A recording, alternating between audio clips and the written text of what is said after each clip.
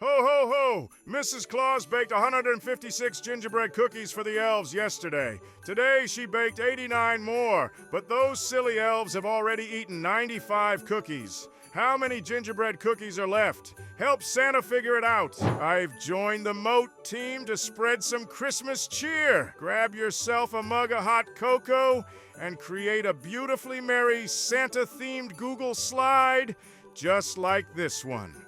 Don't worry, there's no need to Grinch. We'll send this template through to your email. Now your slide is ready. Click on your Mote icon at the top of the page to open the pop-up. Time to make some Christmas magic. Go to Generate, select your language. Remember, you have to select Santa Claus. It really is me. Then adjust your speed before typing in a festive question like this. Once your question is ready, click Generate. Wait a few seconds for your Mote to generate and insert it into your slide.